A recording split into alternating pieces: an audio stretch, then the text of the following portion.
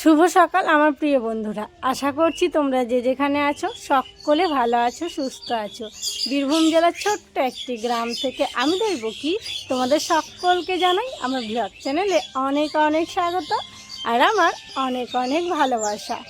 এখন বাজছে সকাল ওই 6:15। উঠলাম তখন ওই 6:05। তো উঠলাম, উঠে সদর দরজা খুললাম। সদর দরজা খুলে জানোই তো প্রথমেই হচ্ছে আমাদের কাজ মারুলি দেওয়া।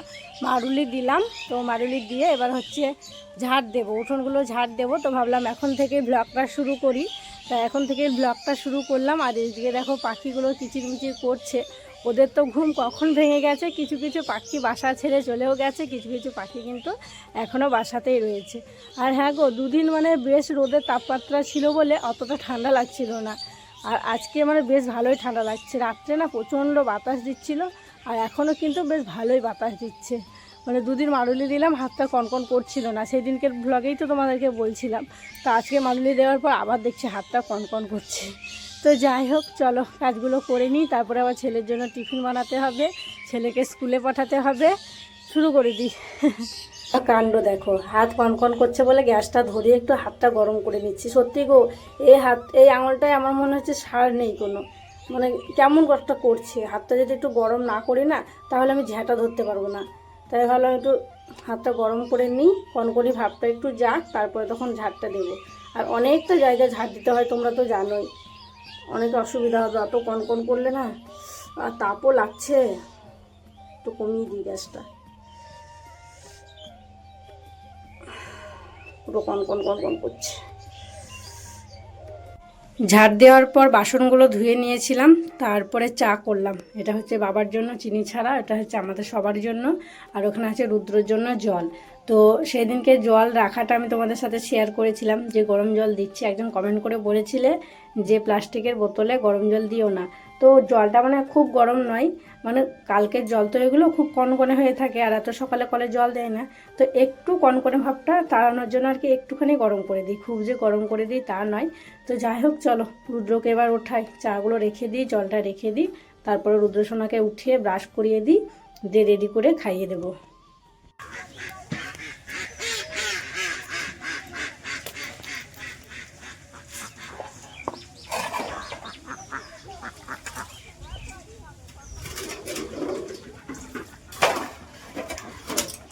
বেশ অনেকক্ষণ হয়েছে রুদ্রসোনা স্কুলে চলে গিয়েছে, তবে আমি ওখানেই ছিলাম যেখানে রুদ্রর গাড়ি আসে ওখানে। কারণ ওখানে অনেক সবাই ছিল, ওই যে রুদ্রর বান্ধবীর মা, তারপরে আরও ওই পাড়ার আর কি অনেকেই, বিল্টুর মা ছিল, ওদের সাথে একটু গল্প করছিলাম।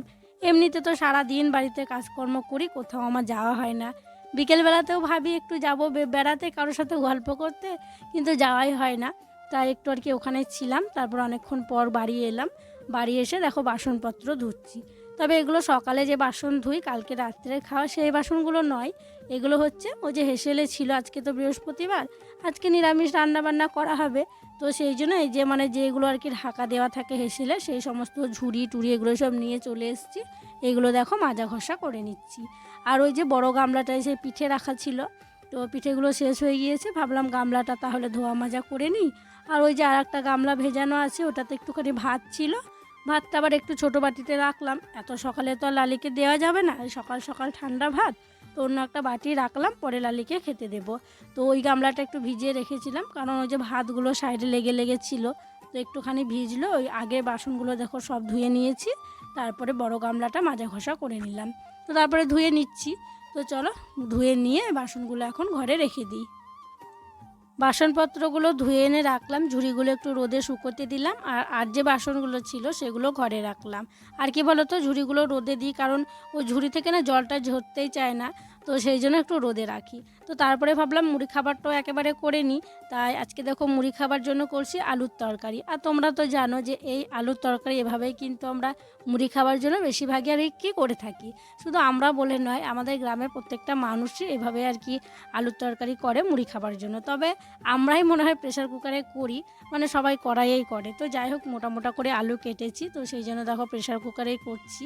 আর আজকে তো নিরামিষ, ওই 5 ফোড়ন, একটু জিরে ফোড়ন আর হচ্ছে শুকনো লঙ্কা ফোড়ন দিলাম। তারপরে দেখো আলুগুলো দিয়ে একটু নাড়াচাড়া করে হলুদ লবণ দিয়ে তারপরে জল দিয়ে দিলাম। এবারে 2টো সিটি দিয়ে দেবো, তাহলেই হয়ে যাবে আমাদের আজকের মুড়ি খাবারটা। তরকারিটা বসিয়ে দিলাম, তারপরে ভাবলাম দেওয়ালে কয়েকটা ঘুঁটে আছে, ঘুঁটেগুলো ছাড়িয়ে আনি। আমার 2টো সিটি পড়তে পড়তে ঘুঁটেগুলো ছাড়িয়ে নিয়ে চলে আসবো। তো ওদিকে ঘুঁটে ছাড়িয়ে নিয়ে চলে এসেছি, আর আমার কিন্তু 2টো সিটি পড়েও গিয়েছে। এসে আবার প্রথমে গ্যাসটা বন্ধ করলাম, তারপরে দেখো ঘুঁটেগুলো মেলে দিচ্ছি। এই ঘুঁটেগুলো সেই কবে দেওয়া হয়েছে গো, শুকাচ্ছেই না, শীতের রোদ বুঝতেই পারছো। তো সেই জন্য ভাবলাম ছাড়িয়ে দিই, এই যে এই ভেতর দিকটা রোদ পাবে ভালোভাবে আর কি শুকিয়ে যাবে। তো সেই জন্য আবার ছাড়িয়ে দিলাম। সেই ঘেঁটুগুলো আছে জ্বালানি এখন, তার জন্য নয়, আবার কিনে নিয়ে এসেছিলাম ঘুঁটে, সেই ঘুঁটেগুলো আছে, আবার আমার আগেকার ছাড়ানো ঘুঁটেগুলো আছে। তবুও ছাড়িয়ে দিই, ভাবলাম শুকানো থাকবে, তো সেই জন্য ছাড়িয়ে দিলাম। আর রোদ আর কি মিস করা যাবে না, আবার কবে রোদ হবে না হবে সেই ভেবে আরোই ছাড়িয়ে দিলাম।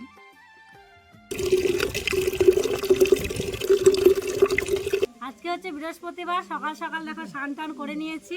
আর এই যে তোমরা তো অনেকেই কমেন্ট করে বলো যে তোমাদের ঘরের কলে কি জল দেয় না, তো এখন মানে দিচ্ছে, একবার দুবার করে দিচ্ছে। তো এই যে দেখো দিয়েছে আজকে।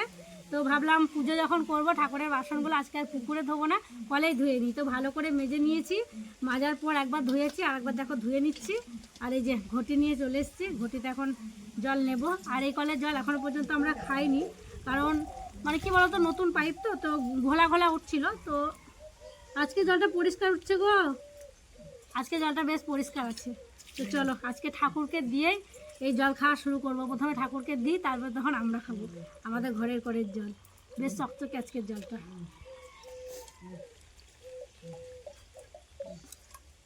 এক ঘটি হলো, এই যে এই ঘটিটা নিয়ে নিই এক ঘটি, চলো তাড়াতাড়ি পুজোটা করে নিই। আজকে আমার পুজো পাঠ করতে বেশ অনেকটাই সময় লেগেছে, আর দিদি আজকে সবজি পাতিগুলো কেটে দিয়েছিল। আর হ্যাঁ, সকালবেলায় আমি একবার মাঠেও গিয়েছিলাম, কালকে ওই যে মাঠে গিয়েছিলাম বিকেলবেলা, দিয়ে ওই যে পালংয়ের শীষগুলো দেখে এসেছিলাম, ভাবলাম পালংয়ের শীষগুলো নিয়ে এসে আজকে তরকারি বানাবো, তাই শীষগুলো নিয়ে এসেছিলাম। দিদি ওই শীষগুলো কেটে দিয়েছিল, কেটে আবার ধুয়েও দিয়েছিল। তো আমি তো পুজো করলাম, তারপরে মুড়ি খেলাম, তারপরে হচ্ছে উনুন ধরিয়ে দিয়েছি। তো ওইদিকে হাঁড়ি একদিকে বসিয়েছি, একদিকে কড়াই বসিয়েছি, আর এদিকে দেখো পোস্ত বেটে নিচ্ছি। আজকে করব আলু পোস্ত, আলু টমেটো পোস্ত করব, তো সেই জন্য পোস্তটা বাটছি। এদিকে বাটবো, প্রথমে এক বালতি জল নিয়ে এসেছিলাম, সেটা শেষ হয়ে গিয়েছে, ভাতে দিয়েছি। তারপরে আরও সবজি টবজি ধুয়েছিলাম, দিয়ে আবার গিয়ে আবার জল নিয়ে এলাম। জল ছাড়া তো বাটা যাবেই না, একটু তো জল লাগবেই। তো যাই হোক, এদিকে চচ্চড়ির যে মানে সবজিগুলো ছিল সেগুলো একটু তেলে নাড়াচাড়া করে সিদ্ধ করতে দিয়েছি, আর ওইদিকে ভাত হচ্ছে। আর এদিকে দেখো আমি পোস্তটা বেটে নিচ্ছি। তো পোস্তটা খুব মিহিভাবে বেটে নেব। আগের একটুখানি পোস্ত ছিল, আবার রুদ্র বাবাকে বললাম তাহলে আজকে একটু অল্প করে ওই 20 টাকার মতো পোস্ত নিয়ে এসো, তাই ও 20 টাকার মতো এনে দিল। তো সেটাই এখন বেটে নিচ্ছি। রান্না করতে করতে গাড়ির আওয়াজ পেয়ে আমি ছুটতে এলাম, কারণ বাড়িতে আজকে আসছে নতুন অতিথি। তো নতুন অতিথিকে বরণ করে ঘরে তোলা হবে, তাই এদিকে দেখো বরণের ব্যবস্থা করছে দিদি, দিদির জা আর দিদির শাশুড়ি মা। আর এটা হচ্ছে দিদির শ্বশুর বাড়ি, আবার দিদির ননদের বাড়ি। তো দিদির ভাগ্নির সন্তান হয়েছে, ছেলে সন্তান হয়েছে, তাই সবাই খুব খুশি। আগে একটা মেয়ে আছে, তারপরে ছেলে হয়েছে, তাই বরণ করে দিদিরা হচ্ছে নাতিকে ঘরে তুলছে। তো এই যে দেখো সাইডে আর একজন আছে, কারণ এইটাও হচ্ছে দিদির আর একটা কাকা শ্বশুরের মেয়ে। তো তারও হয়েছে, ওকে হচ্ছে পরশুদিন ছুটি দেওয়া হয়েছে। আর এই যে দিদির ভাগ্নিকে আজকে ছুটি দেওয়া হলো। তো ওরই আগে হয়েছে দিদির ভাগ্নি, তবে ওর সিজার হয়েছে আর ওর নর্মালে হয়েছে, তো সেই জন্য ওকে আগে ছুটি দেওয়া হয়েছে, আর দিদির ভাগ্নিকে আজকে ছুটি দেওয়া হলো। তো এদিকে দেখো দিদির যা প্রথমে বরণ করলো, তারপরে হচ্ছে দিদি বরণ করে নাতিকে ঘরে তুলছে। তো আমাদের একটা নাতনি আছে, তারপরে হয়েছে নাতি, তাই সবাই খুব খুশি, বরণ করে ঘরে তোলা হচ্ছে, মানে সবাই খুব খুশি। আমরা তো অনেকক্ষণ ধরে অপেক্ষা করছিলাম যে কখন আসবে। তো আমি রান্না বান্না করতে করতে এসেছিলাম, তাড়াহুড়ো করে দেখলাম, দেখে আবার আমি বাড়ি চলে গিয়েছিলাম। আর রুদ্রর বাবা এখানে ছিল, ওই আবার এই ভিডিওগুলো করেছিল। আর ঘরে ঢোকার পর যেসব নিয়ম ছিল সেগুলো এখানে পালন করা হচ্ছে। দৈবকী রান্না করতে করতে ছুটে গিয়েছিল ওখানে। তো দেখো বড় মা আবার মানে মিষ্টি দিয়ে পাঠিয়েছে, ও রান্না বান্না বসিয়ে গিয়েছিল যেহেতু, সেই জন্য চলে এসছে খানিকক্ষণ থেকে। নাতিকে দেখে এলাম, নাতি হয়েছে বলে কথা, আগে একটা নাতনি আছে, নাতি মানে নাতনির পর নাতি, সবাই খুব খুশি জানো তো। তা মিষ্টি দিয়েছে নাতি, দেখো বড় মা ওকে বললো যে দৈবকীকে মিষ্টিটা দিয়ে আই। এই যে তুমি খেয়েছ? আমি খেয়েছি। আর আমি তখন পোস্ত সবাইকে দিল মিষ্টি। পোস্ত তরকারিটা চাপতেই গেছিলাম, আর ধনে পাতা অর্ধেকটা বাটা হয়েছিল, অর্ধেকটা এখনো বাটতে আছে। তো ছুটে গেলাম, দেখে এলাম, বাইরে থেকে দেখে চলে এসেছি আমি। তো যাই হোক চলো ধনে পাতাটা বেটে নিই, তাহলে কিন্তু আবার রান্নাবান্না হয়ে যাবে। আর এই যে ভাতের ফ্যান ঝরিয়ে নিয়েছি, ভাতটা ঢেলে নেবো, তারপরে হচ্ছে মাজা কষা করবো। এই দেখো রুদ্র স্নান করবো না বলে স্কুল থেকে এলো, এসে মুড়ি খেলো, খেয়ে খেলতে চলে গেছে বন্ধুর বাড়ি। ওকে ধরে নিয়ে এলাম। স্নান করবে না? কালকে স্নান করেছিল, আজকে স্নান করতে হবে। কত গরম বলো তো। আর ঠান্ডা নাই, আর ঠান্ডা নাই, আর ঠান্ডা হচ্ছে। কি করবো, গা ধোবা? এত রোদে দেখো, রোদে দেখো, রোদে তাকাতে পারা যায় না, কি ছোট লাগছে। আর তুমি বলছো স্নান করবে না? স্নান করবে না, চলো। ওই অনিসদের বাড়িতে ডাকছি, এখান থেকে শোনা যায়। এই তো কাকাদের বাড়ির পরেই বাড়ি, তাও সারা দেয় না, ঘরের ভিতরে ছিল, শুনতে পাইনি। রান্না বান্না সেরে রুদ্রসোনাকে নিয়ে এলাম, নিয়ে এসে ওকে স্নান করিয়ে দিলাম। স্নান করবো না করছিল, তো আমি বললাম এত রোদ হয়েছে স্নান করে নাও, তাই জোর করেই বলতে পারো স্নানটা করিয়ে দিলাম। আর ও যদি একবার বলে এই কাজটা করবো না, ওকে করানো কিন্তু খুব কঠিন। তো যাই হোক, হাঁড়ি কড়াইগুলো আর কি নামিয়ে রেখেছিলাম ওখানেই, দিয়ে স্নানটা করিয়ে দিয়ে হাঁড়ি কড়াইগুলো দেখো পুকুর ঘাটে নিয়ে চলে এলাম। তো এখন হাঁড়ি কড়াইগুলো ভিজিয়ে রাখবো, ভিজিয়ে রেখে আবার উনুন সালে নেতা দেবো, তারপরে এসে তখন হাঁড়ি কড়াইগুলো মাজা ধোয়া করে নেব।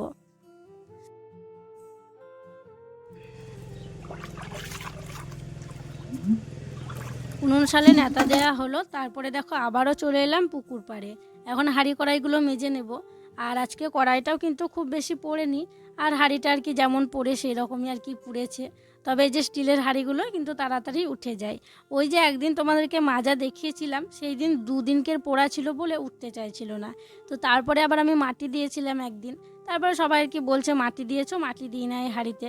তারপরে আমি ভাবলাম যে না দেবো না। তো দেখো আজকে কিন্তু একদিনের পোড়া বলে কিন্তু তাড়াতাড়ি উঠে যাচ্ছে। এই যে দেখো একটুখানি বালি নিলাম, তারপরে একটুখানি ওই ছাই আর সাবান নিয়ে এই যে ঘষে দিলাম, দেখো খুব সুন্দর কিন্তু তাড়াতাড়ি উঠে গেল। বেশ কি সুন্দর ছুলছুলে। আর কি বলো তো, ওই সতের হাঁড়িগুলো না কেমন আর কি খড়খড়ে হয়, দিয়ে কালিটা না চেপে বসে যায়। তো এই হাঁড়িতেই রান্না করছি, খুব তাড়াতাড়ি কিন্তু উঠেও যাচ্ছে। তো হাঁড়িটা মেজে নেব, তারপরে তখন কড়াইটা মেজে নেব।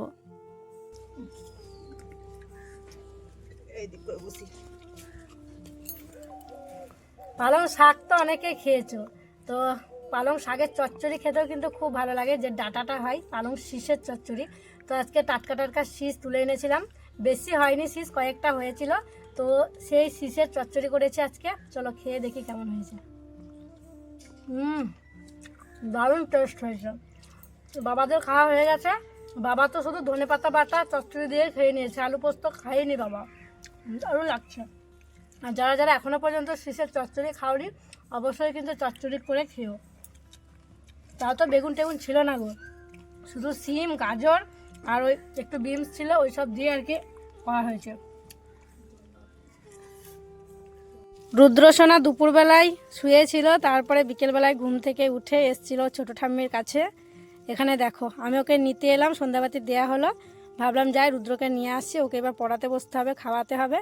এসে দেখছি ছোটো ঠাম্মি কোলে বসে এই যে পিঠে করা দেখছে। আর আজকে পিঠে করছে বৃষ্টি, বৃষ্টি পিঠে করছে। আমরা যে পিঠেগুলো বানিয়েছিলাম সেই দিনকে, ওই পিঠেগুলোই করছে। তবে লাইটের একটু অভাব আছে এখানে, কারেন্টের আর কি লাইট টাইট এখানে নেই, তো সেই জন্য একটু অসুবিধা হচ্ছে। টর্চ লাইট জ্বালিয়ে আর কি করছে। রুদ্র চলো, পড়াশোনা করতে হবে তো। বাবু এদিকে দেখে, এদিকে ঘোরো ঘোরো। ও রুদ্রসোনা চলো, পড়তে বসতে হবে তো। পিপি কি সুন্দর পিঠে করছে দেখো, আর উনুনটাও দেখো খুব সুন্দর জ্বলছে। আর আমাদের এখানে কিন্তু এই পিঠেটাই বেশি খাওয়া হয়, আর এইটা খেতেই সবাই খুব পছন্দ করে। মানে কাকিমাদের কালকেও হয়েছিল বা আজকেও হচ্ছে, আর আমাদের সেই পরশু দিনকেই করা হয়েছিল, আর করা হয়নি, আর একটু চালগুড়ি আছে। আর সেই যে ধান সিদ্ধ করা হয়েছে পিঠের জন্য, ওগুলো তো ভানিয়ে নিয়ে আসাই হয়নি, ওগুলো ভানিয়ে আনবে, তবে আবার নতুন করে পিঠে করা হবে। তোমরা তো জানো যে মা বাবা রাত্রে রুটি খায়, তো সেই জন্য রুটি করার জন্য আটা মাখা হয়েছিল। রুটি যেই করতে যাব অমনি দেখছি কাকিমা এলো। তো কাকিমা এসে এই যে পিঠে দিয়ে গেল। কাকিমাদের তো আজকে পিঠে করা হয়েছে, পিঠে দিয়ে গেল। তো তাহলে দিদি আমি বলছি মা বাবা তাহলে পিঠে খেয়ে নেবে, আজকে রুটি করতে হবে না। তো সেই জন্য আটাটা আর কি রেখে দেবো। তবে কি জানো তো, দিদি বলছে যে ফ্রিজে আটাটা রাখার জন্য। তবে আমরা না কোনো দিন মাখা আটা ফ্রিজের মধ্যে রাখিনি, তবে অনেককেই দেখেছি রাখে। আমাদের বড় ননদকে দেখেছি যে যদি বেশি হয়ে যায় তাহলে কিন্তু ফ্রিজের মধ্যে রেখে দেয়, পরের দিন করে। তো এই যে একটা বাটি নিয়েছি, এটা ঢাকা দিলাম। চলো ফ্রিজে রেখে দেবো, দিয়ে আটাটা কালকে রুটি করব। আর আমি তো ফ্রিজ আগে সেরকম ব্যবহার করিনি, তো তোমরা কিন্তু জানিও গো যে ফ্রিজের মধ্যে মাখা আটা কি রাখাটা ঠিক, তো জানালে একটু ভালো হয়। মানে আমি যেগুলো জানি না সেগুলো তোমাদের থেকে শেখার চেষ্টা করছি। তো যাই হোক, চলো ফ্রিজটা খুলে ফ্রিজের মধ্যে রেখে দিই।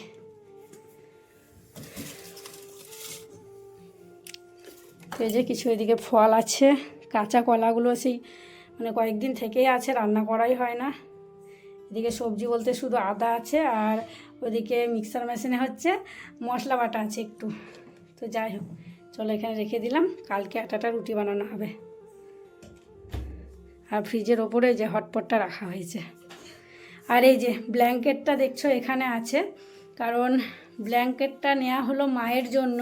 তবে মা জানো তো মাঝে মধ্যেই তো ভুলভাল বকছে। তো এই ব্ল্যাঙ্কেটটা প্রথম দিন যেদিন নেওয়া হয়েছিল সেদিনকে মা ঢাকা নিয়েছিল। ঢাকা নিয়ে মা সারাটা রাত ঘুমায়নি। মা বলছে মানে কি মাথা পাগলের মতো বলছে, আমাকে কামড়াচ্ছে, কিসে কামড়াচ্ছে, তাই বলছে আমি ঢাকা নেব না। মাঝ রাত্রে বাবা আবার ব্ল্যাঙ্কেটটাকে মায়ের গা থেকে খুলে তুলে রেখেছিল, দিয়ে তখন থেকে আর কি এই ব্যাগে আর কি ঢুকিয়ে রাখা হয়েছে। তবে এটাকে একটা ভালো জায়গায় রাখার চেষ্টা করতে হবে, নইলে আবার যা ইঁদুরের অত্যাচার আর কি ফুটো করে দেবে। তো যাই হোক, চলো এদিকে দেখি আমাদের হেসেলে কি আছে, কতটা তরকারি পাতি। আজকে তো দিদি ভাত বেড়েছিল, আমি জানি না কতটা কি আছে। এই যে দেখছো ভাত যা আছে হয়ে যাবে, কারণ ভাতটা তো আমার মাপ করে করা হয়েছে। এখানে আছে ধনেপাতা বাটা, আর এখানে আছে চচ্চড়ি, আর এখানে আছে আলু পোস্ত। চলো আলু পোস্তটা চচ্চড়িটা গরম করে নিই। তরকারিগুলো গরম করা হলো, তারপরে আমি একটু বসলাম, কারণ ভাগ্নি ওই চালা ঘরে গেছে পড়তে, ওখানে পড়তে বসে। ভাগ্নি, জামাইবাবু, দিদি ওই ঘরে আছে, রুদ্র বাবা ঘরেই শুয়ে আছে। তো ওদেরকে ডাকলাম, ওরা আসুক, তারপরে সবাই একসঙ্গে খাওয়া দাওয়া করে নেব। আর খাওয়া দাওয়া মানেই আজকের মতো কাজ শেষ, এখন আর তেমন কোনো কাজ নেই। খাওয়া দাওয়া করে সব একটু গোটাপটা করবো। আর তোমরা তো জানোই যে আজকে রাত্রে খাওয়া বাসন সকালবেলাতেই ধোয়া হয়। তো যাই হোক, চলো তাহলে আজকের মতো এখানেই বিদায় নিচ্ছি। তোমরা সকলে ভালো থেকো, সুস্থ থেকো। আর যারা নতুন বন্ধু হয়ে আমার এই ভিডিওটি দেখছো, তাদের কাছে একটি অনুরোধ করব, আমার চ্যানেলটিকে সাবস্ক্রাইব করে আমার পাশে থেকো। আর যারা পুরনো বন্ধু হয়ে আমার পাশে আছো, তাদেরকে আমার অসংখ্য ধন্যবাদ আর অনেক ভালোবাসা। দেখা হবে আবার পরবর্তী ব্লগে।